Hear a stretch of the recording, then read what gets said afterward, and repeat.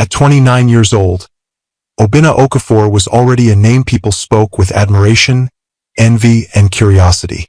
His success story had become the kind that newspapers loved to write about. From humble beginnings to extraordinary wealth, Obinna had built an empire that stretched across several industries. Construction, technology, real estate, logistics. If a sector was growing, chances were that Obinna already had a stake in it. His companies employed thousands of people. Towering buildings carried his company logos. Luxury vehicles with tinted windows moved in and out of his corporate headquarters every day. To the outside world, Obinna Okafor had everything. But behind the success, behind the headlines and expensive suits, there was something people never saw. Loneliness.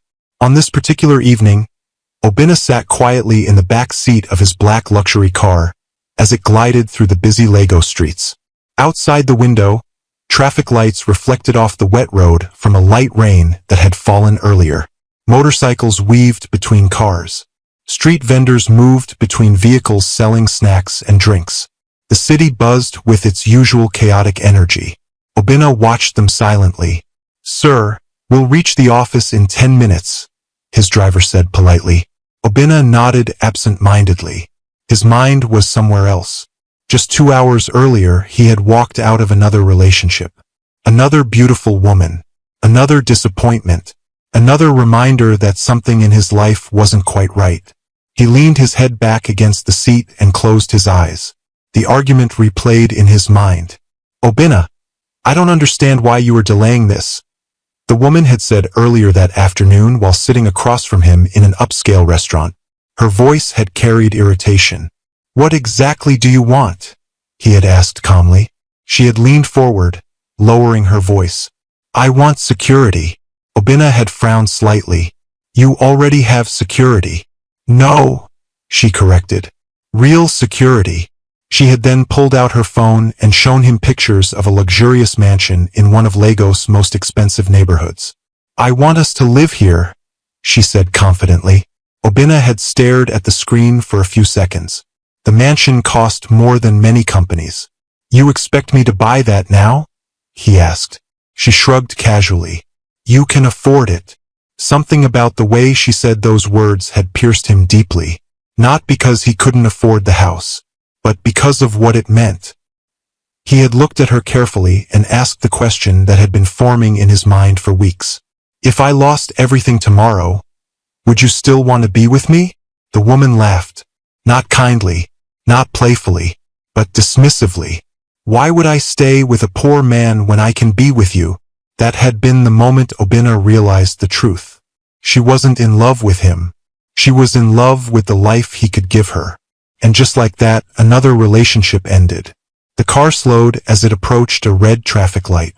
Obinna opened his eyes and looked outside again. A young couple walked along the sidewalk holding hands. They wore simple clothes, laughing about something as they shared roasted corn bought from a roadside vendor. They didn't look rich, but they looked happy. The sight stirred something uncomfortable inside him. Obinna had spent years building wealth, influence, and respect. Every achievement had pushed him higher in society. But the higher he climbed, the harder it became to trust anyone around him. Women smiled at him everywhere he went. At business events, charity galas, private parties, even in random places like airports or restaurants. At first, it had felt flattering. But over time, he began noticing patterns. Their questions were always the same. What kind of car do you drive? Where do you live? How many companies do you own? How many countries have you traveled to? Very few ever asked the questions he secretly wished someone would ask. What makes you happy? What are you afraid of? What kind of person are you when no one is watching? Obinna sighed softly. Sometimes he wondered if anyone would ever truly see him. Not the billionaire. Not the successful businessman. Just him. The traffic light turned green and the car moved again. Soon they arrived at his office building, one of the most impressive skyscrapers in the city. Security guards quickly opened the car door as Obinna stepped out. Inside, employees greeted him respectfully. "Good evening, sir." "Welcome back, sir." "Sir, the board meeting documents are ready." Obinna nodded politely to each of them, but his mind still felt heavy. After a few hours of reviewing reports and signing documents, he finally decided to leave for the night. But instead of going straight home, he made an unexpected request. "Drive," he told his driver. "Where to, sir?" the man asked. "Just drive around the city." The driver nodded and started the engine. For nearly an hour they drove through different parts of Lagos. Busy markets, crowded streets, small neighborhoods filled with life. Obinna rolled down the window slightly, allowing the sounds of the city to enter the car. People laughed. Children played. Music played from small shops. The energy felt real, raw, honest. Eventually the car stopped at another traffic light. Right beside them stood a roadside food stall. A middle-aged man stood behind it, stirring a large pot of rice and stew while customers gathered around. The man laughed loudly with them. Someone cracked a joke. Another person paid for food. The seller served them quickly, wiping sweat from his forehead as he worked. Despite the heat, the noise, and the simple environment, the man looked happy. Genuinely happy. Obinna watched the scene closely. None of those people knew who that man was beyond what they saw. Just a hard-working food seller. Yet they treated him warmly. They joked with him. They trusted him. No one expected anything from him except good food. The simplicity of it struck Obinna deeply. His mind began turning. A strange thought slowly formed. What if he could meet someone who didn't know anything about his wealth? Someone who didn't see his expensive watches or luxury cars? Someone who only saw a regular man? Would that person treat him differently? Would that person love him differently? The idea grew stronger with every passing second. By the time the light turned green again, Obinna was already thinking seriously about it. Back in the car, he leaned forward slightly. "Emeka," he said to his driver. "Yes, sir? Tell me something." The driver glanced at him through the mirror. "Yes, sir?" If a man wanted to know who truly cared about him, what would he do? The driver looked confused for a moment. Then he shrugged slightly. "Sir, I think the only way to know that is when people don't know what you have." Obinna slowly smiled.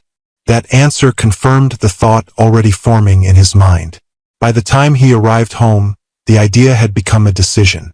The next morning, he called his closest friend and business partner. When the man arrived, Obinna explained everything. "I want to disappear for a while," he said calmly. His friend blinked in surprise. "Disappear?" "Yes." "For how long?" "A few months." "And why exactly would a billionaire want to disappear?" Obinna leaned back in his chair. "Because I want to meet someone who will love me without knowing who I am." His friend stared at him for several seconds. Then he burst out laughing. "You must be joking." "I'm not." The laughter slowly faded as his friend realized he was serious. "You mean, pretend to be poor?" Obinna nodded. "Yes." His friend shook his head in disbelief. "This is the craziest idea you've ever had." "Maybe," Obinna admitted. "But I need to know something." "What?" "Whether real love exists for someone like me." Silence filled the room. Finally his friend sighed. "If you're serious, what exactly are you planning to do?" Obinna stood up and walked toward the window, looking down at the busy streets below. People moved everywhere. Some rich, some poor, some happy, some struggling. Yet among them were countless stories of real love. He turned back with determination in his eyes. "I'm going to become someone no one would ever expect." His friend raised an eyebrow. "And who is that?" Obinna smiled. "A roadside food seller." That decision would change everything. Because somewhere in the city, without either of them knowing it yet, a young woman named Amara was about to walk into his life. And nothing would ever be the same again. 3 weeks after Obinna made his shocking decision, very few people in the world knew what he was about to do. His business partner knew. His personal driver knew. And the elderly woman who managed his family house knew. Everyone else believed Obinna Okafor had simply taken a short vacation to clear his mind. In reality, the young billionaire was preparing for the strangest experiment of his life. Early one morning, before the city fully woke up, Obina stood in front of a large mirror inside one of the guest houses on his private property. Spread across the table behind him were items that looked completely out of place for someone of his status. Old clothes, torn singlet, pair of worn trousers, cheap rubber sandals, faded cap, even a small plastic stool. His friend, Chaik, leaned against the wall watching him with a mixture of amusement and disbelief. "I still can't believe you're actually doing this," Chaik said. Obina adjusted the cap in the mirror. "I told you I was serious." Chaik shook his head slowly. "Do you know how many men in this country would kill to have the life you're running away from?" "I'm not running away," Obina replied calmly. "I'm searching." "For what exactly?" Obina paused before answering. "For truth." Chaik folded his arms. "You think pretending to be poor will help you find love?" "I don't know," Obina admitted. "But I know this. Every woman I've met since becoming wealthy sees my money before they see me." He turned around to face his friend. "I want to know what happens when the money disappears." Chaik stared at him for a moment. "You do realize this might not go the way you imagine." "I know. You might meet people who treat you badly." "I know. You might experience insults, disrespect, humiliation." Obina shrugged slightly. "Then I'll learn something." Chaik sighed. "Well, if you're going to do this, we should do it properly." They spent the next several days preparing the disguise. Obina shaved his beard unevenly so it looked rough and neglected. His expensive haircut was replaced with a messy, ordinary style. His hands, usually soft from office work, were deliberately dirted with cooking oil and charcoal stains. Chaik even insisted they practice his new job. "You cannot just stand behind a food stall and look confused," Chaik said one afternoon while placing a large cooking pot on a small gas burner. "If you're going to sell food, you must actually know how to cook it." Obina laughed. "I can cook. Cooking at home is not the same as cooking for hungry customers who are waiting in line." For several days, Obina practiced preparing simple roadside meals. Rice, beans, stew, fried plantain, egg sauce. He burned food several times. He oversalted a pot of beans. Once he accidentally spilled an entire bowl of stew on the ground. Chaik laughed so hard he nearly fell off his chair. "Billionaire chef," he teased. "Be careful or your customers will run away." But slowly Obina improved. Soon he could cook large portions quickly and efficiently. By the end of the week, even Chaik admitted the food tasted surprisingly good. "Not bad," he said while chewing thoughtfully. "Maybe you won't starve your customers after all." The next step was choosing a location. Obina didn't want a wealthy neighborhood where people might recognize him. He needed somewhere busy but ordinary, a place where roadside vendors were common. Eventually they found the perfect street. It was a lively area filled with small shops, mechanic workshops, tailoring stalls, and street vendors selling everything from fruit to roasted corn. Workers passed through the street every day. Students walked by after school. Taxi drivers often stopped to eat. It was the perfect place for a small roadside food stall. Very early on a Monday morning, before the sun fully rose, Obina arrived with Chaik to set everything up. They carried a wooden table, cooking pots, a gas cylinder, plastic plates, and a small umbrella for shade. Obina wore his new disguise, the torn singlet, the faded trousers, the worn sandals. If anyone had seen him that morning, they would never have guessed he owned companies worth millions. Chaik stepped back and examined him carefully. "Well," he said, "you look convincing." Obina looked down at his clothes, felt strange. For years he had worn designer suits and expensive watches. Now he looked like a man struggling to survive. "Are you nervous?" Chaik asked. "A little. That's normal." Obina took a deep breath. "This is really happening." "Yes," Chaik said. "The billionaire roadside chef." They both laughed. By the time the sun rose fully over the street, Obina's small food stall was ready. The first customers arrived sooner than he expected. Two mechanics from a nearby workshop approached the stall. "Morning," one of them said. "Morning," Obina replied. "You just opened here?" "Yes." "What are you selling?" "Rice, beans, stew, and plantain." The men looked at each other. How much? Obina told them the price. They nodded approvingly. Serve us 2 plates. His heart beat faster as he prepared their food. This was the moment his strange new life truly began. He carefully scooped rice and beans onto 2 plastic plates, added stew, and placed fried plantain on the side. The mechanics took their food and sat nearby on wooden benches. After a few bites, one of them nodded. This is good. Relief washed over Obina. Thank you, he said. Soon more customers began arriving. A taxi driver, a woman selling fruit nearby, 2 students wearing backpacks. Each person treated him like any other roadside vendor. Some spoke politely, some barely looked at him. One man complained loudly about the price. Obina noticed something interesting. Without his expensive appearance, people behaved very differently around him. At business meetings, people always smiled carefully. They spoke with respect. They chose their words cautiously. But here on the roadside, people were completely honest. If they liked the food, they said so. If they didn't, they complained. Some customers even joked with him. By afternoon, the heat became intense. Sweat rolled down Obina's face as he stirred the large pot of beans. This kind of work was far more physically demanding than sitting in an air-conditioned office. Yet strangely, he didn't hate it. In fact, there was something refreshing about it. No board meetings, no corporate politics, just simple work and simple conversations. During a quiet moment, a small boy approached the stall. He looked about 8 years old. The boy stared longingly at the food but didn't say anything. Obina noticed immediately. Are you hungry? He asked gently. The boy nodded shyly. Do you have money? The boy shook his head. Without hesitation, Obina served him a small plate of rice and beans. Here, he said. The boy's eyes widened. Thank you. He sat nearby and ate happily. Watching him reminded Obina of his own childhood. He had not grown up wealthy. His parents had worked hard to provide for their family. Obina had never forgotten those early struggles. Perhaps that was why the roadside environment didn't feel completely foreign to him. The day passed quickly. By evening, most of the food was sold.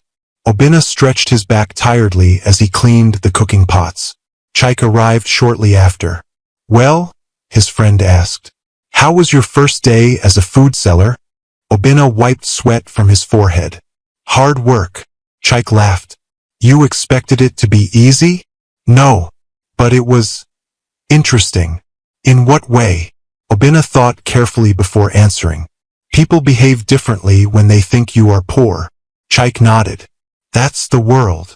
Obina leaned against the stall. But it also means that when someone is kind to you, it's real. Chaik smiled slightly. So the experiment has begun. Yes. What now? Obina looked around the street. People were still walking past. Vendors were still shouting prices. The city continued moving as it always did. Now, he said quietly, we wait. Chaik folded his arms. You're waiting for a woman to magically appear and fall in love with a roadside food seller? Obina chuckled. Not exactly. What then?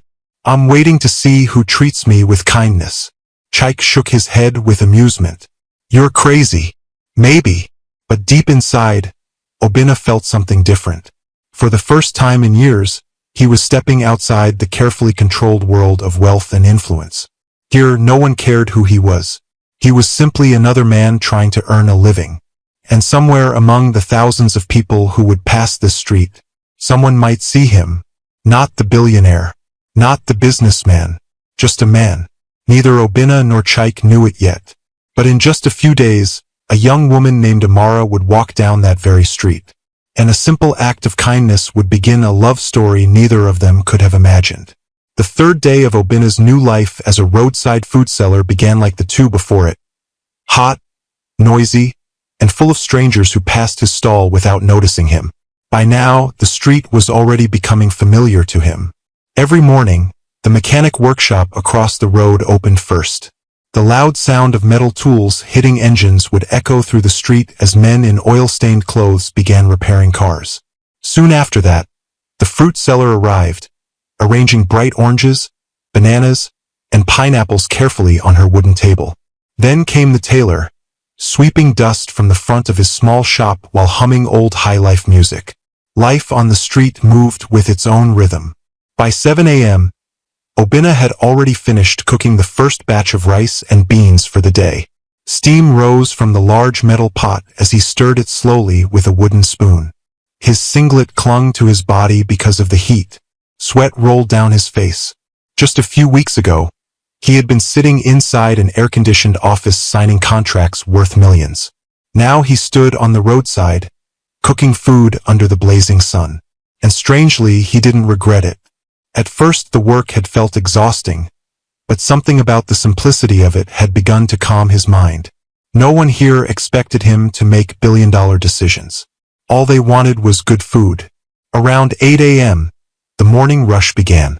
Taxi drivers stopped to grab breakfast before starting work. Students passed by on their way to school. Shop owners bought food before opening their businesses. 2 plates of rice. Add extra stew. Give me beans and plantain. The small stall became busy quickly. Obinna moved as fast as he could, serving food and collecting payments. "Thank you," he said politely to each customer. Most of them barely looked at him. Some grunted in response. One impatient customer even snapped his fingers loudly. "Hurry up, I'm late." Obinna simply nodded and continued working. If this had happened in his office, that same man would probably have greeted him respectfully with a handshake. But here he was just another roadside vendor. The contrast fascinated him. By midday the rush had slowed. The sun hung high in the sky, and the street grew quieter as many people retreated indoors to escape the heat. Obinna wiped sweat from his forehead and stretched his tired arms. Just then, he noticed someone walking slowly toward the stall. It was a young woman. She carried a small bag of groceries in one hand and walked with calm, steady steps. What caught Obinna's attention immediately was not her beauty, though she was certainly beautiful. It was her expression. She looked thoughtful, peaceful. Unlike many people on the busy street, she didn't appear rushed or impatient. When she reached the stall, she gave him a small, polite smile. "Good afternoon," she said gently. Obinna looked up, slightly surprised by the greeting. Most customers simply ordered food without greeting him. "Good afternoon," he replied. Her voice was soft but clear. "Do you have rice and beans?" "Yes." "How much is it?" Obinna told her the price. She nodded and opened her small purse. "Please give me 1 plate." As he served the food, he noticed she stood patiently without checking her phone or looking irritated the way many customers did. When he handed her the plate, she thanked him. "Thank you." Her tone was genuine, not forced, not careless. She walked to a nearby wooden bench and sat down to eat. Obinna returned to cleaning the cooking pot. But a few minutes later, he noticed something strange. The young woman was looking at him. Not rudely, not suspiciously, just observing him quietly. Finally she spoke. "Excuse me." Obinna looked up. "Yes. Have you eaten today?" The question caught him completely off guard. For a moment he didn't know how to answer. In all the days he had been working at the stall, no one had asked him that. Customers bought food and left. No one cared whether the seller had eaten. "I'm fine," he said casually.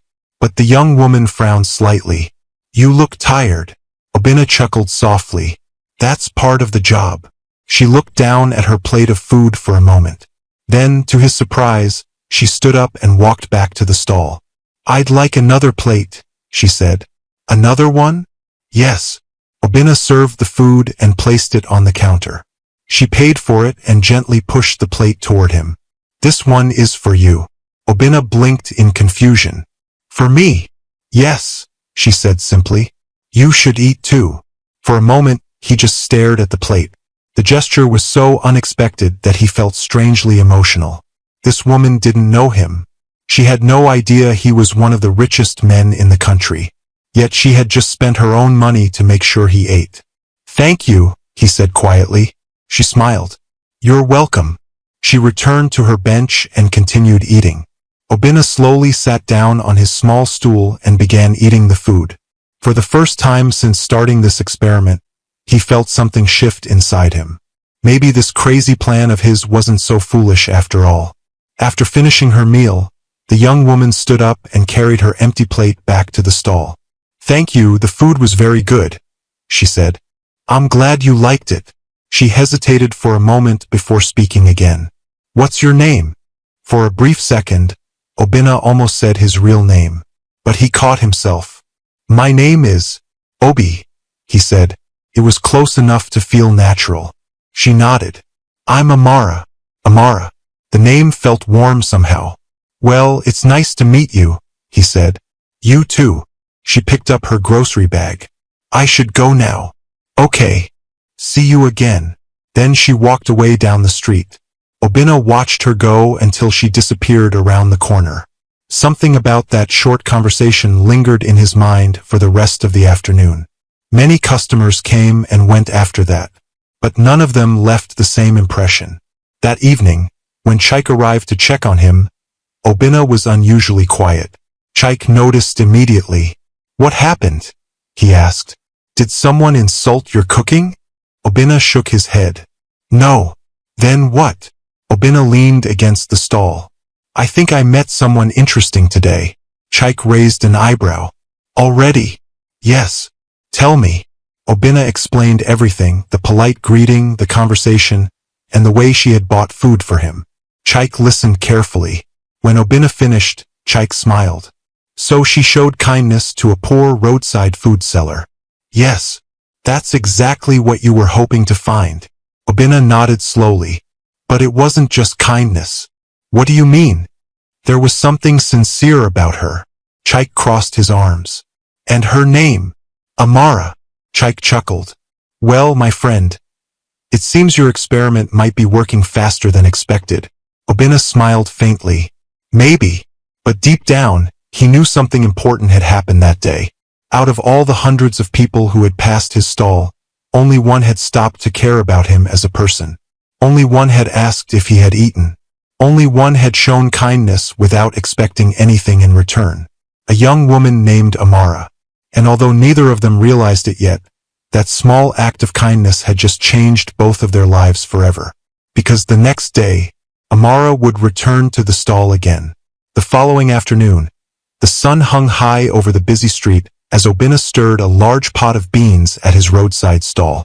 Steam rose into the air, carrying the warm scent of cooked food that drifted across the street and attracted hungry passers-by. It had been one full day since he met the young woman named Amara. Yet strangely, he kept thinking about her. He tried to focus on his work, serving customers, collecting money, and refilling plates, but his mind wandered back to the same moment again and again. The way she had greeted him politely, the way she noticed he hadn't eaten, the way she had quietly bought food for him without making a big deal about it. It was such a small gesture, but to Obinna it had meant everything. In the world he came from, kindness was often complicated. People were polite because they wanted something. They smiled because they expected favors. Every interaction seemed to carry hidden intentions. But Amara's kindness had been simple and natural, and that simplicity stayed with him. The day moved slowly. Several regular customers stopped by the stall for lunch, including the two mechanics who had been his first customers. "Obi," one of them called as he approached. "That rice you made yesterday was good." "Thank you," Obinna replied with a smile. "Serve us 2 plates again." As he prepared the food, he glanced occasionally down the street without realizing he was doing it. He wasn't even sure why, or maybe he was.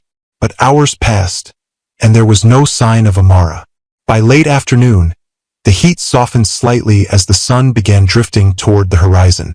Workers started leaving nearby shops and offices, and the street became lively again. Obinna wiped sweat from his forehead with a small towel and leaned briefly against the stall. Just then, he saw a familiar figure walking slowly down the street. It was her, Amara. She wore a simple light blue dress and carried the same grocery bag he had seen the day before.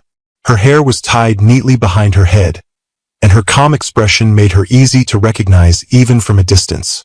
For some reason, Obinna suddenly felt nervous. He quickly stood upright and pretended to focus on arranging plates. When she reached the stall, she smiled warmly. "Good afternoon, Obi." The sound of his name in her voice made him smile. Good afternoon, Amara. Are you busy? Not right now. That's good. She glanced at the food. I hope you still have rice and beans. I do. Then give me one plate, please. Obinna served her food carefully and handed her the plate.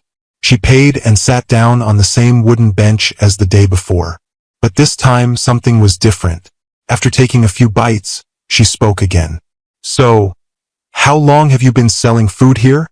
Obinna paused slightly before answering. Not very long. Oh, I'm still new. That explains it, she said thoughtfully. Explains what? I pass through the street almost every day, but I only noticed this stall recently. Obinna nodded. Yes, I started recently. Amara continued eating quietly for a moment. Then she looked up again. Is it difficult? What? This work. Obinna thought carefully. It can be tiring, he admitted. But it's honest work. She smiled slightly. That's true. A comfortable silence settled between them as she finished her meal. When she was done, she returned the empty plate. Your cooking is really good, she said. I'm glad you like it. I do. She hesitated for a moment before speaking again. Do you mind if I sit here for a little while? Obinna blinked in surprise. Of course not. I'm just waiting for the heat to go down a bit before walking home.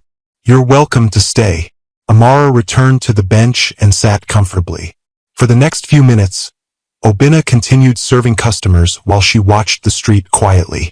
Eventually the crowd faded again. When the stall became quiet, Amara spoke. So, what made you start this business? The question made Obinna pause. He couldn't exactly tell her the truth. Well, he said slowly, I wanted something simple. Simple? Yes. She nodded thoughtfully. That's understandable. You understand? Of course. How? Amara smiled faintly. My life is simple too. She adjusted the strap of her bag.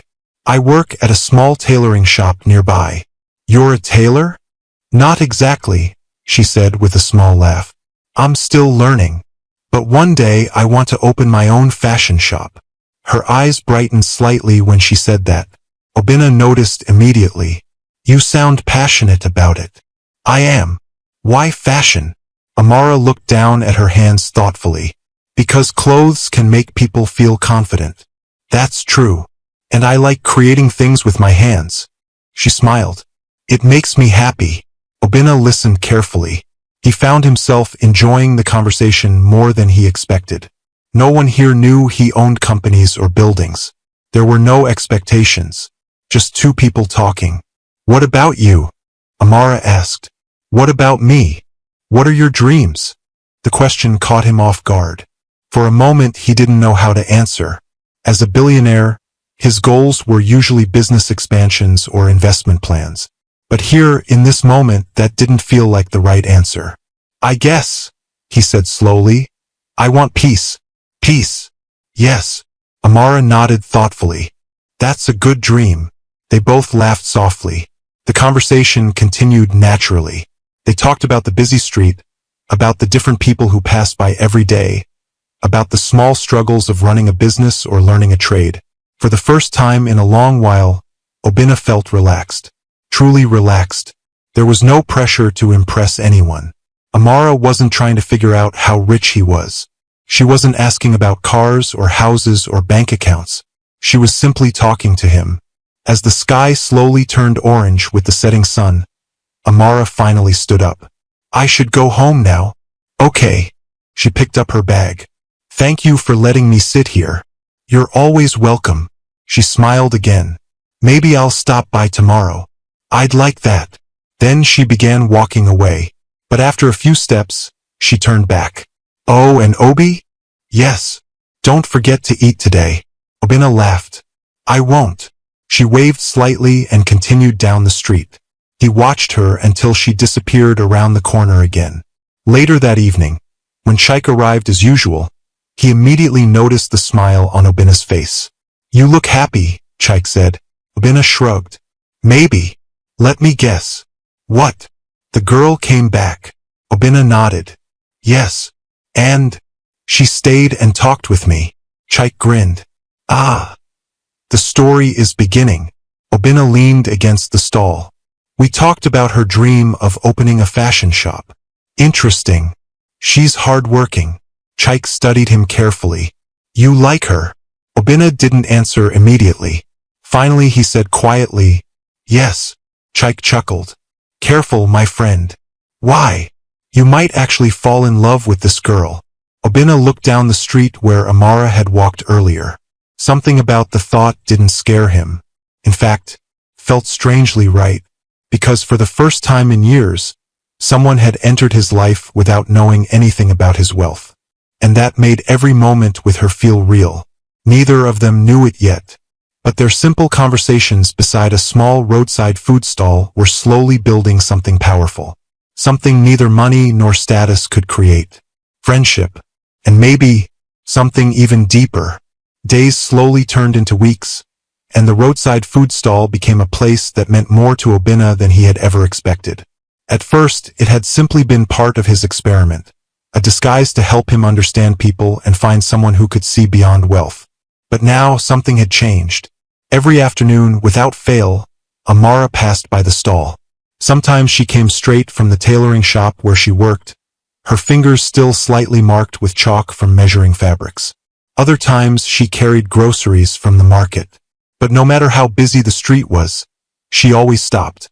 And somehow, those small moments became the most important part of Obina's day. At first, their conversations had been simple. How was your day? Did the shop have many customers? Is business going well today? But as the days passed, the conversations grew longer and deeper. Amara began sitting at the small wooden bench near the stall almost every evening while the heat of the day faded and the golden sunset painted the sky above the street. Sometimes Obina served customers while they talked. Sometimes the stall was quiet, and they simply shared stories. Amara spoke about her childhood growing up in a small village with her parents and her older sister, Adiz. We didn't have much money, she said one evening while gently stirring the food on her plate. But my mother always made sure we were happy. What kind of work did your parents do? Obina asked.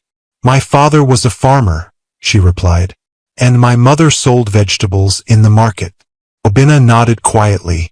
Her story reminded him of his own upbringing. My parents worked very hard too, he said. Really? Yes. They taught me that hard work is the only way to build something meaningful. Amara smiled softly. I believe that too. Another evening, the conversation drifted toward dreams. Amara's eyes brightened whenever she spoke about fashion. One day, she said excitedly, I want to open my own tailoring shop. Obina leaned slightly forward as he listened. What kind of shop? A place where people can come for beautiful clothes, she said, her hands moving as she described it. I want to design dresses that make women feel confident. What kind of dresses? She laughed. All kinds. Wedding dresses, party dresses, elegant outfits. Her voice softened slightly. I want people to feel special when they wear something I created. Obina watched her carefully. The passion in her voice was unmistakable. That sounds like a wonderful dream, he said sincerely. Amara smiled shyly. But it will take time. Why? I need to save money first. How much? A lot, she admitted with a small sigh. But I will get there someday. Obina admired her determination. In his world, people solved problems with money. But Amara believed in patience and effort. That difference fascinated him. Slowly, their friendship deepened. Soon they began joking with each other. Amara teased him about his cooking. You always add too much stew, she said one evening. Customers like stew. Yes, she replied playfully. But sometimes I think you do it just for me. Obina laughed. Maybe. Another time she caught him staring at the street while stirring a pot. What are you thinking about? She asked. Nothing. You're lying. How do you know? Because you make that face when you're thinking too much. What face? That serious one. They both laughed. These simple moments filled Obina with a happiness he hadn't felt in years. But deep inside, something else was growing. Something stronger than friendship. One evening, after closing the stall earlier than usual, Obinna found himself sitting beside Amara on the wooden bench. The street was quieter than usual. The sunset had painted the sky with shades of orange and pink. A gentle breeze moved through the air, carrying the scent of cooking food from nearby stalls. Amara looked peaceful as she watched the fading sunlight. "This is my favorite time of day," she said softly. "Why?" "Because everything slows down." Obinna nodded. "I like it too." They sat quietly for a moment. Then Amara spoke again. "You know, when I first saw you here, I thought you looked very serious." "Serious?" "Yes." She smiled slightly, like someone carrying a lot of worries. Obinna chuckled. "Maybe I was. And now I feel lighter." Amara looked at him curiously. "Why?" Obinna hesitated. Then he answered honestly. "Because of you." Amara blinked in surprise. "Me?" "Yes." "How?" "You remind me that life can be simple." She laughed softly. "My life is not that simple. It seems simple compared to mine." "Why?" Obinna looked down at his hands. "It's hard to explain." Amara studied him carefully. "You know," she said gently, "sometimes I feel like you're hiding something." Obinna felt his heart skip a beat. "Hiding something?" "Yes." "What do you mean?" "I don't know exactly," she said, "but sometimes when you talk, it feels like there's a bigger story behind your words." Obinna forced a small smile. "Maybe I just think too much." "Maybe," she said, but she didn't push the question further. The sky slowly darkened. Streetlights flickered on one by one. Amara stood up and brushed dust from her dress. "I should go home." Obinna nodded. "Okay." But before she could leave, a sudden rumble of thunder rolled across the sky. Both of them looked up. Dark clouds had gathered quickly. Within seconds, the first drops of rain began to fall. Then the rain became heavy. Amara laughed and ran under the small umbrella covering the food stall. "Well," she said breathlessly, "I guess I'm not going anywhere yet." Obinna laughed too. The rain poured down loudly, bouncing off the metal roof of the stall. Water splashed onto the street as people ran for shelter. Soon the street was nearly empty. Only the two of them remained under the small shelter. The sound of rain surrounded them. For a moment, neither of them spoke. They stood close together to avoid getting wet. Obinna could feel his heart beating faster. Amara looked up at him, her eyes reflecting the soft glow of the streetlights. "You know something?" she said quietly. "What?" "I'm glad I stopped at your stall that day." Obinna smiled. "So am I. If I hadn't," she paused, "we might never have met." "That would have been unfortunate," he said softly. Their eyes met. The world outside the small stall seemed to disappear. Obinna felt something shift inside his chest, a feeling he could no longer ignore. "Amara," he said quietly. "Yes. I need to tell you something." She looked curious. "What is it?" He took a slow breath. "I think I'm falling in love with you." The words hung in the air between them. For a moment Amara didn't move. Her eyes widened slightly. The rain continued pouring outside. Obinna suddenly worried he had said too much. But then Amara smiled softly. Her cheeks turned slightly pink. "I was wondering when you would say that." Obinna blinked in surprise. "You knew." "I had a feeling." "And how do you feel?" Amara looked down shyly for a moment. Then she met his eyes again. "I think," she said quietly, "I already fell in love with you." Obinna felt warmth rush through his chest. For the first time in years, his heart felt completely full. Outside, the rain slowly began to fade. But neither of them moved. They simply stood there, smiling at each other. In that small roadside stall, under the soft glow of streetlights and the fading sound of rain, something beautiful had just begun. A love built not on wealth, not on status, but on kindness, honesty, and two hearts finding each other in the most unexpected place. For several weeks after the rainy evening when Obinna and Amara confessed their feelings, life seemed almost perfect. Every day felt lighter. Obinna woke up each morning with excitement, knowing that before the day ended, he would see Amara again. The roadside food stall that had once been part of an experiment now felt like a place filled with meaning. It had become the center of something far more valuable than any business deal he had ever made. Love. Amara's visits became the most important moments of his day. Sometimes she came early in the afternoon during her break from the tailoring shop. Other times she arrived in the evening when the heat of the day had softened and the sky glowed with the colors of sunset. Whenever she appeared on the street, Obinna always noticed immediately, even from far away. She walked with the same calm confidence he had admired the first day he met her. She rarely rushed, even when the street was busy and noisy, and when she smiled at him, it felt like the entire street became brighter. But love rarely grows without obstacles. And the first obstacle appeared in the form of someone very protective of Amara. Her older sister, Adiz. One evening, Amara sat beside Obinna on the small wooden bench near the stall while the last few customers finished their meals. The air was cool, and a gentle breeze carried the smell of fried plantain through the street. Amara seemed unusually quiet. Obinna noticed immediately. "You're thinking about something," he said. Amara looked at him with mild surprise. "How do you always know?" "You get that look on your face," he replied. "What look?" "The one where your eyebrows come together like you're solving a difficult problem." Amara laughed softly. "Maybe I am. Do you want to talk about it?" She hesitated for a moment before answering. "It's about my sister." "Your sister?" "Yes, Adiz." Obinna nodded slowly. "You've mentioned her before." Amara sighed slightly. "She's very protective of me." "That sounds like a good thing." "It is," Amara said. "But sometimes she worries too much." "What is she worried about now?" Amara looked down at her hands. "She knows about you." Obinna felt a small knot form in his chest. "And she doesn't like the idea of us being together." Obinna had expected something like this eventually. Still, hearing it out loud felt uncomfortable.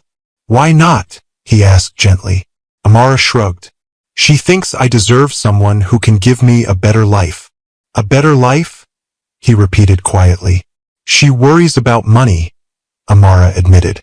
"You know how things are." Obinna nodded slowly. Of course he knew. From Adiz's perspective, Amara was dating a roadside food seller with no obvious future. Probably looked like a risky decision. "What did you tell her?" he asked. Amara lifted her head and looked directly at him. "I told her I care about you." Obinna felt a small warmth in his chest. "And?" She didn't seem convinced. "What exactly did she say?" Amara sighed again. "She said I shouldn't waste my life with someone who cannot provide stability."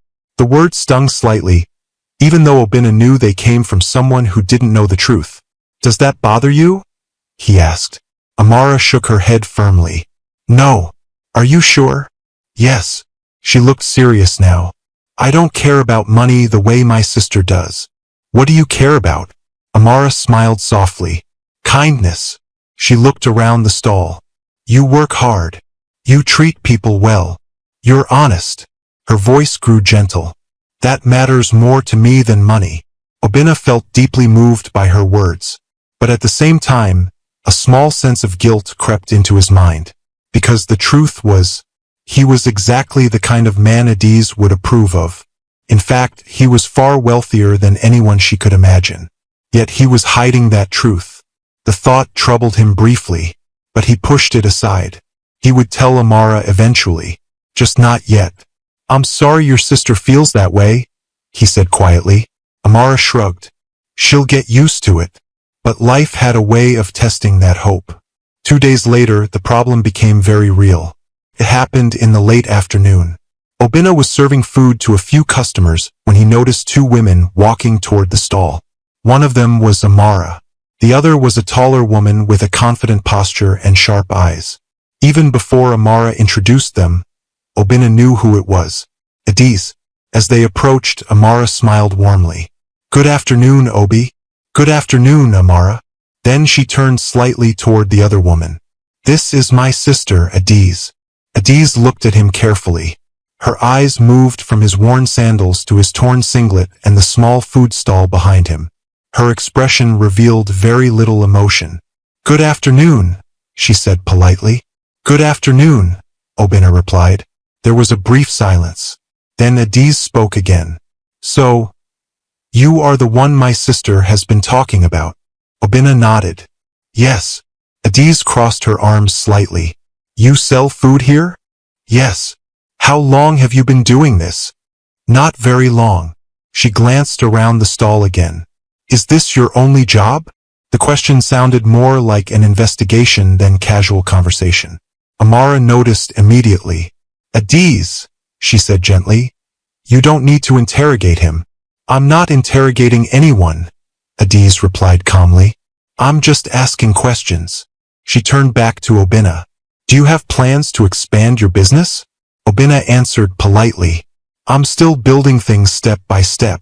Adiz nodded slowly, though her expression remained skeptical. "I see." Amara shifted uncomfortably. "Adiz." But Adiz wasn't finished. "You seem like a hard-working man," she said. "But my sister deserves stability." The words hung in the air. Customers nearby pretended not to listen, though some clearly were. Obina kept his voice calm. "I understand your concern." Adiz studied him carefully. "Do you?" "Yes." Amara looked embarrassed. "Adiz, please." But Adiz continued. "I'm not trying to be rude," she said. "I just want the best for my sister." "That's understandable," Obina replied. Amara suddenly spoke more firmly. "And I want the best for myself." Adiz turned toward her. "Amara." "I'm happy," Amara said clearly. Her voice carried quiet determination. "Obi treats me well. He respects me. That's what matters." Adiz stared at her sister for a moment. Then she sighed. "I hope you're right." With that, she turned and began walking away. Amara hesitated, then looked back at Obina. "I'm sorry about that." "It's okay," he said gently. "She's just looking out for you." Amara nodded. "Yes, but she doesn't understand everything yet." Obina smiled slightly. "Maybe one day she will." Amara smiled back. Then she hurried after her sister. As they walked away down the street, Obina watched them disappear into the crowd. For the first time since starting this experiment, he felt the true weight of the lie he was living. Because the more Amara defended him, the more painful the truth might become when she finally discovered it. And somewhere deep inside, Obina knew that moment was coming sooner or later. What he didn't know was that Adiz was not finished asking questions. In fact, her curiosity about this poor roadside food seller was only just beginning. After Adiz's first visit to the roadside food stall, something about the encounter refused to leave her mind. She had gone there expecting to confirm what she already believed, that her younger sister was making a terrible mistake. But instead of feeling satisfied after meeting Obina, she felt unsettled. There had been something about him that didn't quite match the picture she had imagined. Yes, he wore poor clothes. Yes, he worked at a roadside food stall.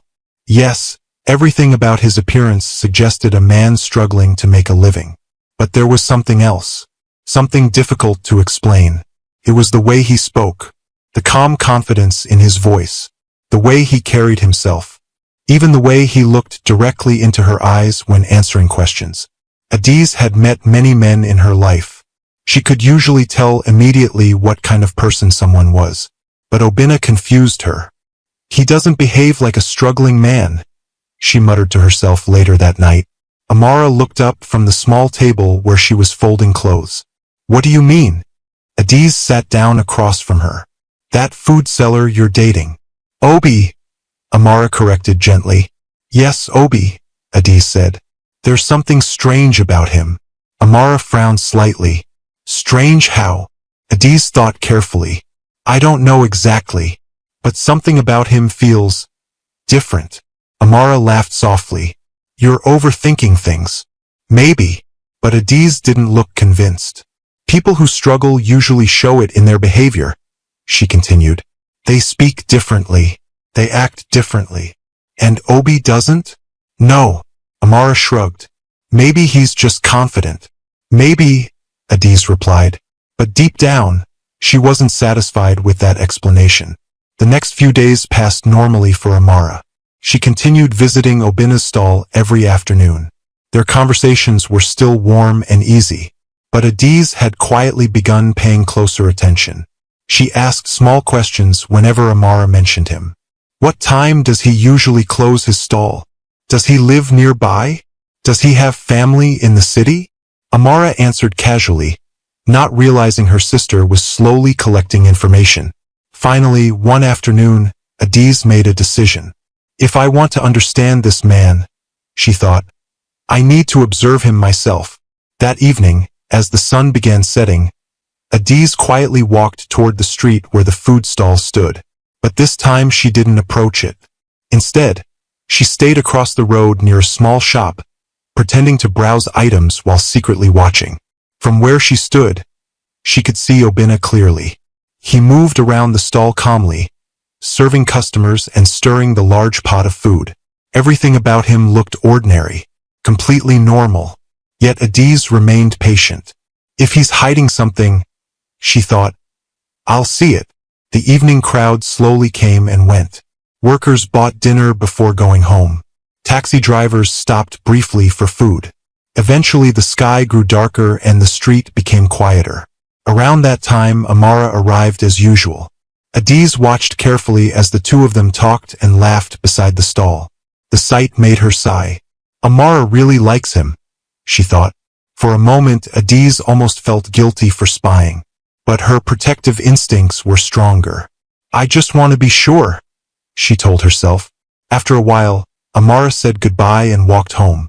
Adiz followed at a distance, making sure her sister didn't notice her presence. Once Amara entered their house safely, Adiz quietly turned around and returned to the street. The food stall was nearly empty now. Obina stood alone, cleaning plates and packing up the remaining food. Adiz remained hidden near the shop across the road. Let's see what happens next, she whispered to herself. A few minutes passed. Then something unexpected happened. A sleek black luxury car slowly drove down the street. Even in the dim light, Adiz could immediately tell the vehicle was expensive. Very expensive. Cars like that didn't usually appear in this neighborhood. The vehicle stopped right beside the food stall. Adiz's eyes narrowed. What is this? She murmured. The driver stepped out quickly and walked toward Obina. Then something happened that made Adiz freeze completely. The driver greeted him respectfully. Good evening, sir. Sir? Adiz leaned forward slightly, her heart beginning to race. She watched as Obina removed his faded cap. Then he reached behind the stall and pulled out a small bag. Inside were different clothes. Clean clothes. Within minutes, he had changed. The torn singlet disappeared. The worn sandals disappeared. Standing there now was a completely different man. A man who looked confident, polished, and powerful. The driver opened the car door. Obina stepped inside the luxury vehicle. Before entering, he said calmly, "Let's go." The car drove away smoothly. Adiz stood frozen on the sidewalk. Her mind struggled to process what she had just witnessed. That can't be right. Her heart pounded as she quickly pulled out her phone. She opened her internet browser. If that man is who I think he might be. Her fingers trembled slightly as she typed. Obina Okafor, Lagos businessman. Within seconds, dozens of news articles appeared.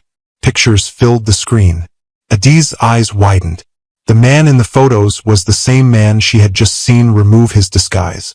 Same face, same eyes, same confident posture. The headline of one article read, "Young billionaire Obina Okafor expands business empire across Africa." Adiz gasped. No way. She scrolled through more articles. Each one confirmed the same truth. Obina Okafor, technology investor, real estate magnate, multimillionaire, possibly even a billionaire. Adiz's mouth slowly fell open. That roadside food seller is one of the richest men in the country? Her heart began racing with excitement. She suddenly remembered every conversation she had with Amara about him. Her sister had been worried about money, about stability, about the future. But now, everything had changed. Adiz quickly began walking home, her mind spinning with thoughts. When she entered the house, she found Amara sitting at the small table reading a fashion magazine. Amara looked up. "You're back early." Adiz didn't answer immediately. Instead, she placed her phone on the table and leaned forward. "Amara," she said breathlessly. "Yes. You need to see this." Amara frowned slightly. "What is it?" Adiz turned the phone screen toward her. Amara glanced down casually. Then her eyes widened. The screen displayed a photograph of Obina in an expensive suit, standing beside a tall building during a business event. The headline beneath the image read, "Young billionaire Obina Okafor named one of Africa's most powerful entrepreneurs." Amara stared at the screen. Her heart suddenly began beating faster. "What is this?" Adiz smiled widely. "That food seller you've been dating." She pointed excitedly at the picture. "Is him." Amara looked back and forth between the article and her sister. "That's not possible." "Oh, it is possible," Adiz said. "I saw him tonight." Amara's voice trembled slightly. "What do you mean you saw him?" "I followed him." "You what?" Adiz ignored the question. "I watched him close his stall. And then a luxury car came to pick him up." Amara's heart sank. "And he changed clothes right there." "He's been pretending." Adiz leaned back with a satisfied smile. "Congratulations, little sister." Amara looked confused. "For what?" Adiz grinned. "You didn't just find a boyfriend." She tapped the phone screen again. "You hit the jackpot." The small room fell into a heavy silence after Adiz placed the phone on the table. Amara stared at the glowing screen as if it might suddenly change. The photograph displayed a man wearing an expensive dark suit, standing confidently in front of a tall glass building while reporters surrounded him. The man's face was calm, composed, and powerful. But what unsettled Amara the most was how familiar that face was. The eyes, the smile, the shape of his face. It was him, Obi, or at least, the man she believed was Obi. Her heart began beating faster. "This can't be right," she whispered. Adiz crossed her arms with a confident smile. "Oh, it's right." Amara shook her head slowly. "No. You think I don't know what I saw?" Adiz replied. "I watched him with my own eyes tonight." Amara finally looked up at her sister. "You followed him?" "Yes." "Why would you do that?" Adiz shrugged. "Because something about him didn't make sense." Amara stood up from the chair, pacing slowly across the small room. Her mind felt overwhelmed. The simple roadside food seller she had grown to love suddenly appeared to be someone completely different. "Tell me exactly what happened," she said. Adiz leaned against the table and began explaining everything. "I went back to the street after you left the stall," she said. "I stayed across the road where he couldn't see me." Amara listened silently, her chest tightening. "I watched him close the stall like usual," Adiz continued. "Then a luxury car drove up." "What kind of car?" Amara asked quietly. "One of those cars rich businessmen use." Amara's stomach twisted. "And then?" Adiz smiled slightly. "The driver stepped out and greeted him." "What did he say?" "He said, 'Good evening, sir.'" Amara's heart skipped. "Sir." "Then your Obi removed that dirty cap and pulled out clean clothes from behind the stall. He changed right there." Amara stared at her sister. "And after that?" "He got into the car like someone who owned it." The words echoed in Amara's mind. Her throat felt dry. "Show me again," she said. Adiz picked up the phone and scrolled through the article. She held the screen toward Amara again. "This is him." Amara looked closely at the picture. Now that she examined it carefully, she could see it clearly. It really was him.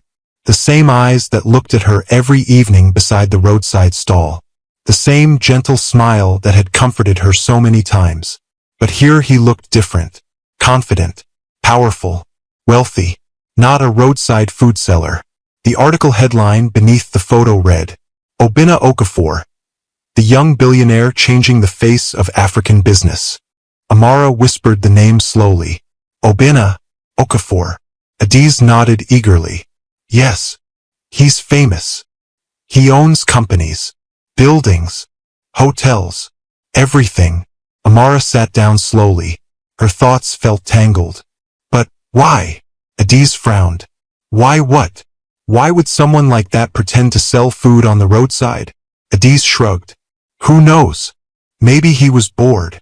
Maybe it was some kind of experiment. Amara shook her head. That doesn't make sense. Adiz suddenly laughed. What doesn't make sense?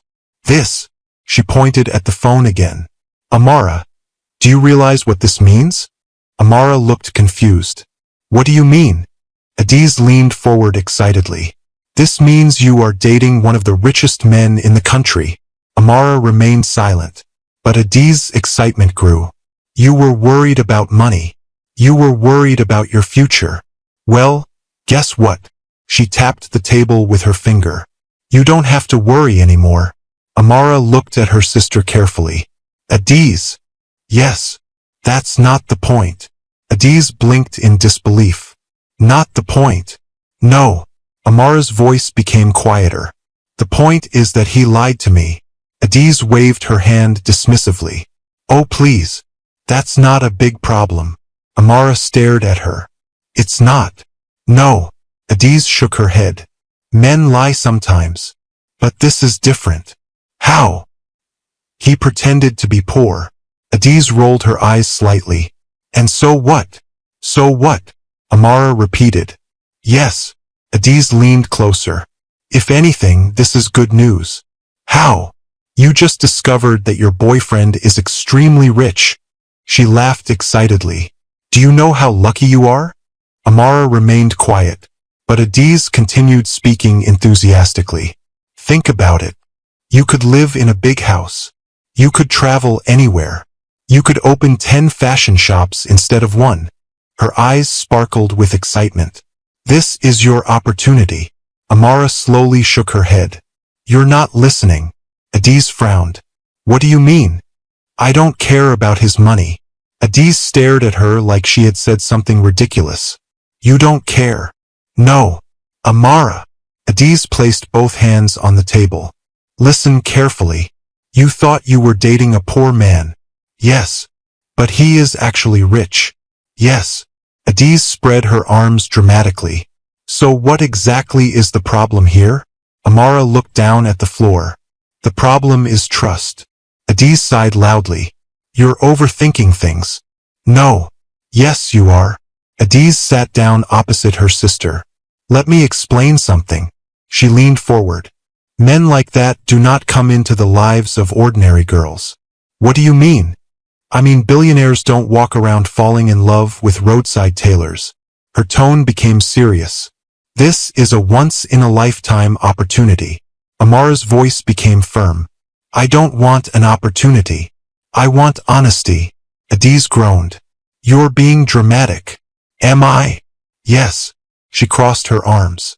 If he's rich and he loves you, that's all that matters.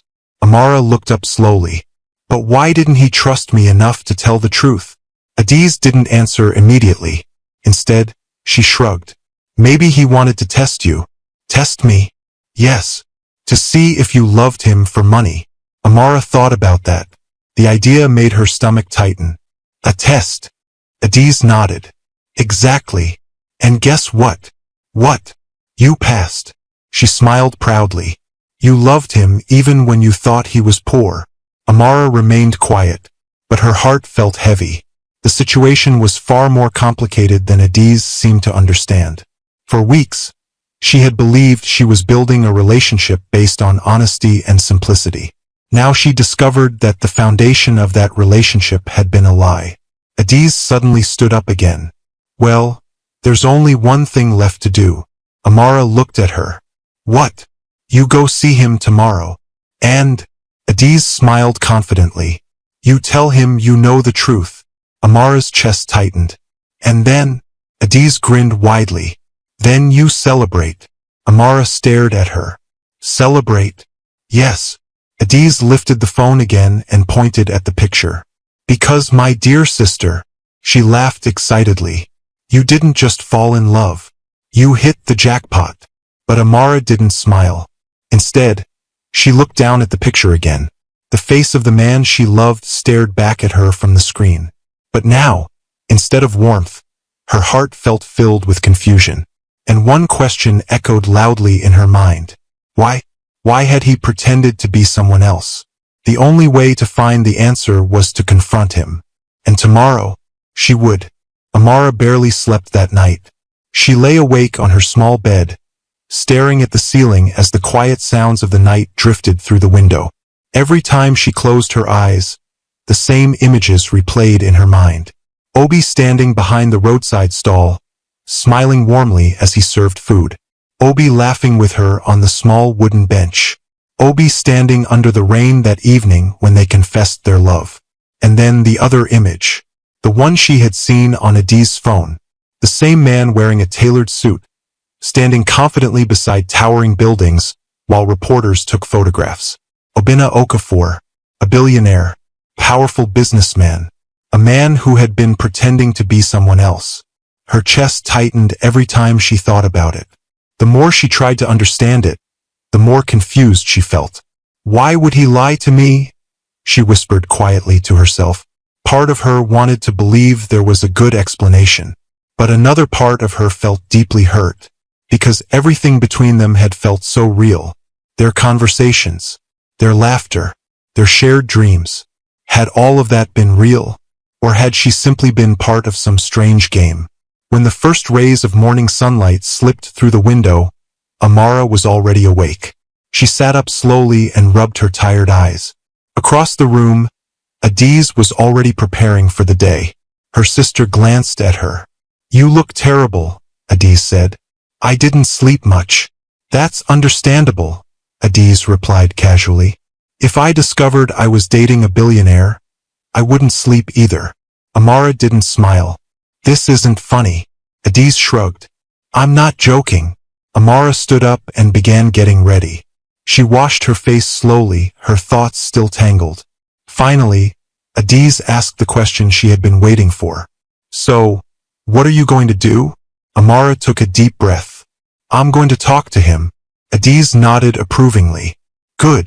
But not to celebrate," Amara added. Adiz sighed. "Amara, I need answers." "Well," Adiz said, "you'll probably get them." She smiled again. "And hopefully a diamond ring too." Amara shook her head slightly and walked out of the room. The afternoon sun hung brightly over the busy street as Amara approached the roadside stall.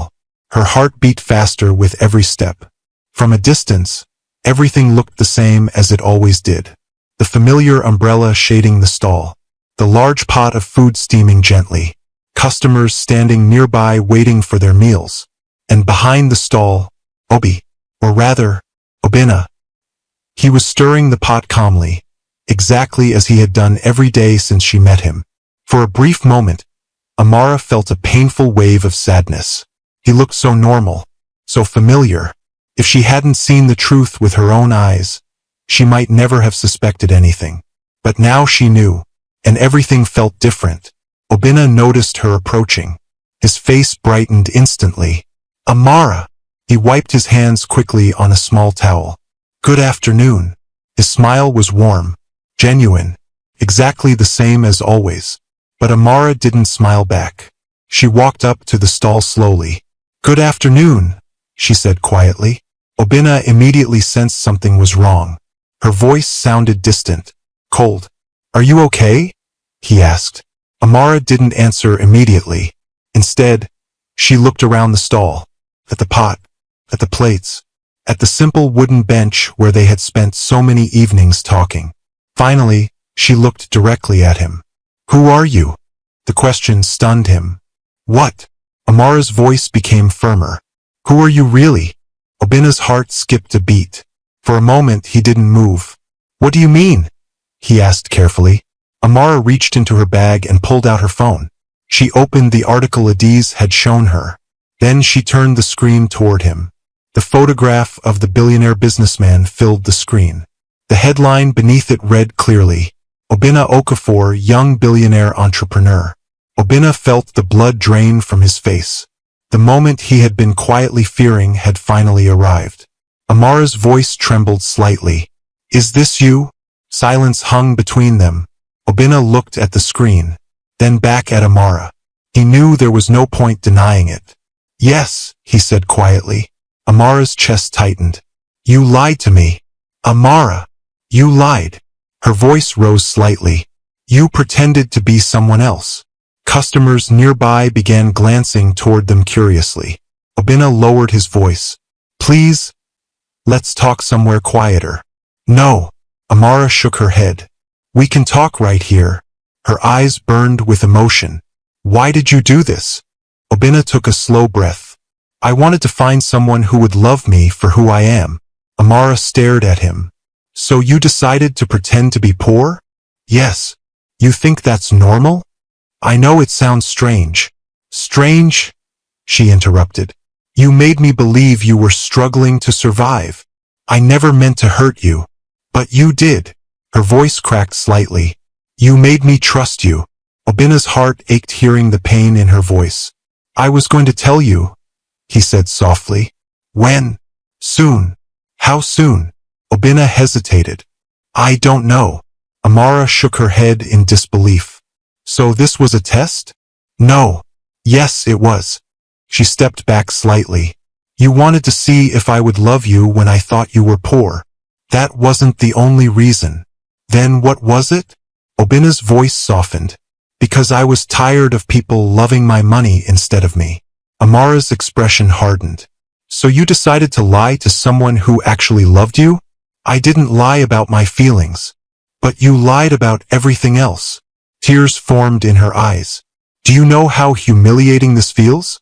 Obinna stepped closer. Amara, please. Don't. She raised her hand slightly. Don't come closer. Her heart felt like it was breaking. I defended you to my sister, she said quietly. I told her you were honest. I told her you were hardworking. I believed every word you said. Obinna felt deep regret flooding through him. Everything I felt for you was real. But how can I believe anything you say now? Her voice trembled. You're a billionaire pretending to sell rice on the roadside. How am I supposed to trust you? Obinna struggled to find the right words. I just wanted to know that someone could love me without my wealth. Amara wiped a tear from her cheek.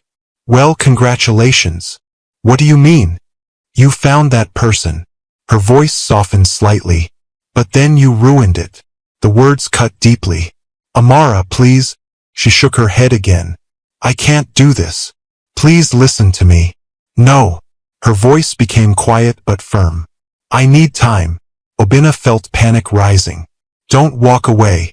But Amara was already stepping backward. I trusted you, she said softly. And you made me feel like a fool. That was never my intention. But it happened. She turned away slowly.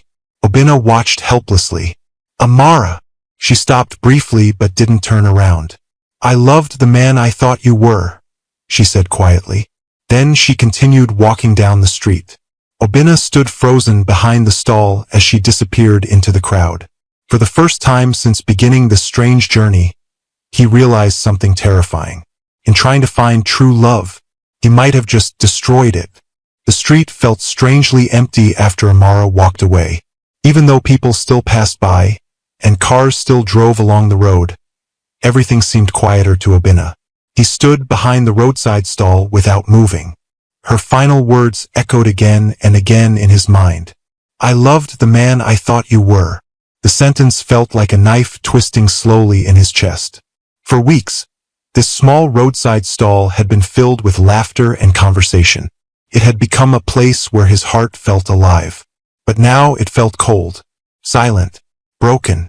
One of the mechanics who often bought food approached the stall. Obi, give me. The man stopped mid-sentence when he saw Obinna's expression. You okay? Obinna forced a small nod. Yes. The mechanic said suspiciously. You look like someone who just lost something important.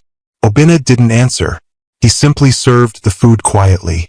The mechanic paid and walked away slowly, still glancing back. The rest of the evening passed in a blur. Customers came. Customers left. But Obinna barely noticed them.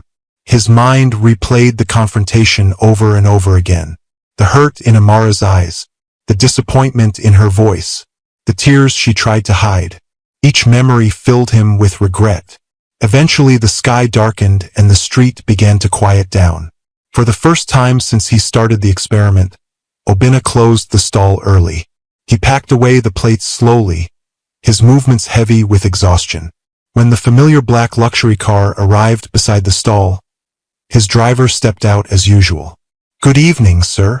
But this time Obinna didn't respond. He simply removed the faded cap and placed it on the stall table. The driver noticed immediately. "Is everything all right?" Obinna didn't answer. Instead, he quietly changed into his regular clothes. When he finally sat inside the car, he leaned his head back and closed his eyes. The driver glanced at him through the mirror. "Sir, you look troubled." Obinna spoke after a long silence. "I think I made a terrible mistake." That night, the large house that usually felt peaceful now felt unbearably empty. Obinna walked slowly through the spacious living room. The expensive furniture, the tall windows, the polished floors, everything looked impressive. Yet none of it brought him comfort. For the first time in years, his wealth felt completely meaningless. He loosened his tie and sat down heavily on the couch. After a few minutes, his phone rang. It was Chaik. Obinna answered reluctantly. "Hello." Finally, Chaik said. "I've been calling you." "I know. What happened today?" Obinna sighed deeply. "She found out." Chaik paused. "Found out what?" "The truth." "Oh." Silence followed. Then Chaik spoke again. "And she left." Another pause. "You told her everything?" "Yes." "And she didn't understand?" Obinna leaned forward, rubbing his forehead. "She thinks I was playing games with her." Chaik sighed. "Well, can you blame her?" Obinna closed his eyes. "No. You did lie to her."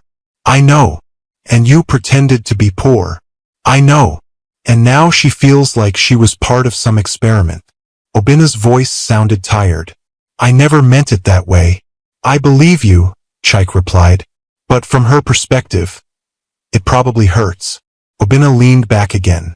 "I've built companies worth millions," he said quietly. "I've negotiated deals with powerful people.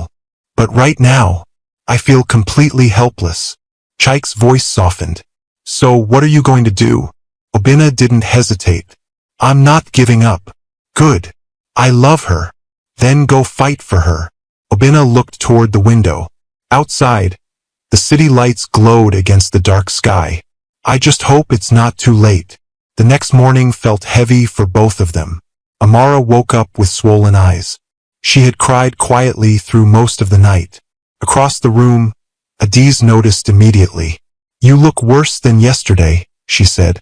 Amara sat silently on the edge of the bed. "So you talked to him?" Adiz asked. "Yes. And?" Amara's voice sounded tired. "He admitted everything." Adiz smiled slightly. "Of course he did." Amara looked up at her. "He lied to me, Adiz." Adiz shrugged. Technically, yes. He didn't lie about loving you." Amara sighed.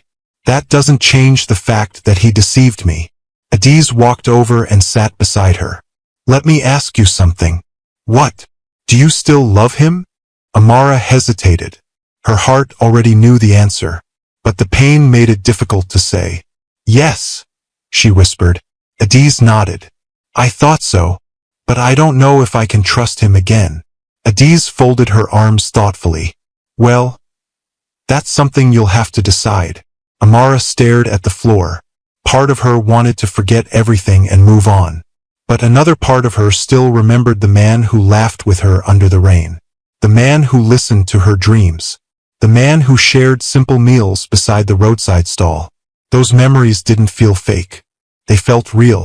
And that made the situation even harder. Meanwhile, across the city, Obinna was already making a decision. Instead of going to his office that morning, he drove back to the street where the food stall stood. The stall looked exactly the same as the day before. The wooden table, the cooking pot, the small umbrella. But without Amara, the place felt empty. Obinna stood there quietly. A few people passing by looked surprised to see the stall closed so early. One of the regular customers approached. "Obi, "You're not cooking today?" Obinna shook his head. "Not today." The man shrugged and walked away. Obinna sat down slowly on the small wooden bench. The same bench where he and Amara had spent so many evenings talking. He remembered the first day she sat there. The first time she bought him food. The moment they confessed their feelings in the rain. Every memory filled him with determination. "I won't lose her," he whispered. He pulled out his phone and looked at Amara's number. For several seconds, he hesitated. Then he placed the phone back in his pocket. "No," he said quietly. "This conversation needs to happen face to face." He stood up again. For the first time since the confrontation, a small spark of hope returned to his heart. Because he knew something important. Amara hadn't said she stopped loving him. She had only said she needed time. And Obinna was willing to fight for as much time as it took. Because this time, he wasn't fighting for money, or success, or power. He was fighting for something far more valuable. Her heart. And he wasn't ready to give up on it. For 3 days after the confrontation, Obinna did not see Amara. Those 3 days felt longer than the past 3 weeks. Every morning he woke up with the same heavy feeling in his chest, hoping that somehow things would fix themselves. But each day passed slowly, and the silence between them remained. He still opened the roadside food stall every morning, but everything felt different now. The place that once brought him happiness now reminded him only of what he had lost. Customers still came for food. The mechanics still joked loudly. Taxi drivers still ordered plates of rice and beans. But the one person he kept looking for never appeared. Every time someone walked down the street toward the stall, his heart lifted for a moment, then sank again when he realized it wasn't her. One afternoon, while serving food, one of the regular customers noticed his quiet mood. "Obi," the man said while taking his plate, "did you quarrel with that girl?" Obinna looked up. "What girl?" "The one who always sits there," the man said, pointing at the wooden bench. "She hasn't been around." Obinna forced a small smile. "She's just busy." The man nodded thoughtfully. Then he leaned closer and lowered his voice. "Whatever happened, you should fix it." Obinna gave a small nod. "I'm trying." The man walked away with his food, leaving Obinna standing quietly behind the stall. That evening, after closing the stall early again, Obinna sat on the familiar wooden bench, the same bench where Amara used to sit. The street slowly grew darker as the sun disappeared beyond the buildings. Streetlights flickered on one by one. Obinna stared down the road where she always appeared. But tonight, just like the nights before, she didn't come. He sighed deeply. "I can't just wait forever," he muttered. If he truly loved her, he had to do something. He had to fight for her. And he knew exactly where to find her. The next afternoon, Amara sat inside the small tailoring shop where she worked. The shop was quiet. Only the gentle hum of a sewing machine filled the room. But even that sound couldn't distract her thoughts. Her mind kept drifting back to Obinna, or Obi, or whatever she should call him now. For days, she had tried to focus on her work. But every piece of fabric she touched reminded her of the conversations they had shared. Every quiet moment reminded her of the laughter they once enjoyed. She tried to be angry. She tried to convince herself that he had betrayed her trust completely. But no matter how hard she tried, one truth remained. She still loved him. Her thoughts were interrupted when the shop door opened. The small bell above the door rang softly. Amara didn't look up immediately. "Welcome," she said automatically, but the silence that followed felt strange. Finally she lifted her head and froze. Obinna stood at the doorway, not wearing the torn clothes of the roadside food seller, but dressed neatly in simple but clean clothing. Not the expensive suits from the newspaper article, just himself. For a moment, neither of them spoke. The air between them felt heavy with unspoken emotions. The shop owner, an elderly woman working in the back room, glanced toward the front. "Amara, is there a customer?" Amara swallowed nervously. "Yes, someone is here." The woman nodded and returned to her work. Amara slowly stood up. Her heart was beating fast. "Why are you here?" she asked quietly. Obina stepped forward slowly. I came to talk to you. Amara crossed her arms slightly. I thought I made it clear that I needed time. I know, he said gently. And I gave you that time. So why are you here now? Because I can't lose you without trying. Amara looked away for a moment. You already lost me. Obina shook his head. No, you're just hurt. Amara's voice grew firmer. You lied to me. Yes. You pretended to be someone else. Yes. You made me believe you were poor. Yes. Each answer came without hesitation. Amara looked surprised by his honesty. So why should I trust anything you say now? Obina took a deep breath. Because everything I felt for you was real. Amara remained silent. You think I was playing a game, he continued. But I wasn't. His voice grew softer. I was scared. Scared? She repeated. Yes. He looked down briefly before continuing. When people know I'm rich, everything changes. How? They treat me differently. They smile too much. They agree with everything I say. And many of them only want what I can give them. Amara listened quietly. So I decided to try something different. To hide my wealth. To see if anyone could love me without knowing who I was. Amara's eyes softened slightly. But why me? She asked. I didn't choose you, he replied. You found me. She looked confused. What do you mean? The first day we met, he said. You were the one who stopped at my stall.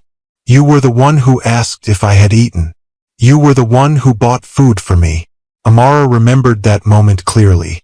You were kind to me when you thought I was just a poor food seller. His voice grew emotional. That was the first time in years someone treated me like that. Amara felt her chest tighten. I wasn't testing you, he continued. I was just living my life in disguise. And then you came along. He looked directly into her eyes. And I fell in love with you. Tears slowly formed in Amara's eyes. You should have told me, she whispered. I know. Why didn't you? Obina sighed softly. Because every day I waited, it became harder. I didn't want to lose you. Amara wiped a tear from her cheek. But you almost did. I know. He stepped closer, his voice sincere. But I'm here now. Not as a billionaire. Not as a roadside food seller. Just as a man who loves you. The words hung in the air between them. For a long moment, Amara said nothing. She studied his face carefully. The same eyes that once looked at her from behind the roadside stall now held a mixture of regret, hope, and love. Finally she spoke. You really weren't playing with my feelings? Never. You truly love me? With all my heart. Another tear rolled down her cheek.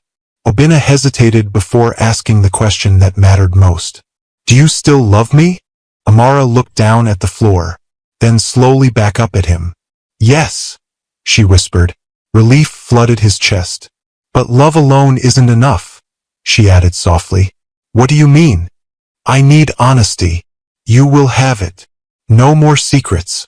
None. No more pretending. Never again. Amara searched his face for any sign of deception, but all she saw was sincerity. Finally, a small smile appeared on her lips. You really made a mess of things, she said. Obina laughed quietly. I know, but you're lucky. Why? Because I'm willing to forgive you. Obina's heart lifted with joy. Does that mean? Yes, she said softly. We can try again. He smiled warmly. I promise this time there will be no lies. Amara nodded. Good. Outside the shop window, the afternoon sun shone brightly over the busy street. Inside the small tailoring shop, two hearts that had nearly broken were slowly finding their way back to each other. Because sometimes love isn't about perfection. Sometimes it's about forgiveness. And sometimes the truth of someone's heart is worth fighting for. The weeks following Amara's decision to forgive Obina felt like the beginning of a brand new chapter in both of their lives. This time, there were no disguises, no lies, no hidden identities. For the first time since they met, everything between them was open and honest. Obina had kept his promise. The roadside food stall disappeared. not because he was ashamed of it, but because the experiment that started it had finally served its purpose. Yet the memories of that small stall remained important to both of them. It was where they had first met, where they had laughed together, where love had quietly grown between them. Sometimes they still visited the street together in the evenings. The mechanics who once bought rice from Obi the food seller were shocked the first time they saw him step out of a luxury car beside Amara. One of them stared with wide eyes. "Wait, is that not the same Obi that used to sell food here?" Obina laughed. "Yes, it's me." The man scratched his head in disbelief. "So you were rich all this time?" Obina nodded. The mechanic shook his head and laughed loudly. "Ah, this life is full of surprises." Amara stood beside him smiling, amused by the reactions. Even though Obina had returned to his normal life as a businessman, he made sure that nothing about their relationship felt distant or complicated. He still visited Amara often at the tailoring shop. Sometimes he sat quietly in a chair while she worked, watching her carefully measure fabrics and guide the sewing machine. One afternoon he noticed the way her eyes lit up while she worked on a beautiful dress. "You really love this," he said. Amara smiled. "I do. You look happiest when you're designing something." She placed the fabric aside and looked at him. "It's my dream. I know. And one day I'll open my own shop." Obina nodded thoughtfully. "And what will you call it?" Amara laughed softly. "I haven't decided yet." Obina smiled. "Well, when you decide, I'll be your first investor." Amara raised an eyebrow playfully. "You're not buying my dream for me." "I'm not buying it," he said gently. "I'm supporting it." She smiled warmly. "That's different." Exactly. Their relationship slowly grew stronger with each passing day. Without secrets between them, everything felt easier. They spoke openly about their future, about their dreams, about the kind of life they wanted to build together. One evening, as they walked through a quiet park, Obina suddenly stopped. Amara turned toward him. "What is it?" He took a slow breath. "There's something I've been thinking about." "That sounds serious." "It is." Amara looked curious. "What's on your mind?" Obina reached into his pocket. For a moment Amara didn't realize what he was doing. Then she saw the small velvet box in his hand. Her eyes widened. "Obina!" He opened the box slowly. Inside was a beautiful diamond ring. But instead of kneeling dramatically the way people often did in movies, Obina simply stood in front of her, looking into her eyes. "I've built businesses," he said softly. "I've built companies. I've built a life full of success. But none of those things ever made me feel the way you do." Amara felt tears forming in her eyes. "You loved me when you believed I was poor. You stood beside me when I had nothing. That kind of love is rare." His voice became emotional. "And I don't ever want to lose it." He gently took her hand. "Amara, will you marry me?" For a moment, Amara couldn't speak. Her heart felt like it might burst from happiness. She remembered the first day she met him, the small roadside stall, the simple meal she bought for him, the rainy evening when they confessed their love. All those memories led to this moment. "Yes," she whispered. Obina smiled widely. "Yes, yes." He carefully placed the ring on her finger. Amara laughed through her tears. "I can't believe this is happening." Obina pulled her into a warm embrace. "It's happening because we found each other." News of their engagement spread quickly among friends and family. Adiz nearly screamed with excitement when Amara showed her the ring. "I knew it!" she shouted happily. Amara laughed. "You knew what?" "That you hit the jackpot." Amara shook her head with a smile. "That's not why I'm happy." Adiz looked at her suspiciously. "You're not happy because he's rich?" "No." "Then why?" Amara looked at the ring on her finger thoughtfully. "Because he loves me." Adiz rolled her eyes playfully. "Well, the money doesn't hurt." They both laughed. The wedding took place a few months later. It was held in a beautiful garden surrounded by flowers and soft music. Friends, family, and business partners gathered to celebrate the occasion. Some people whispered excitedly about the unusual love story. The billionaire who disguised himself as a roadside food seller. It sounds like something from a movie, but for Obinna and Amara, the day felt simple and real. Amara walked down the aisle in a stunning white dress.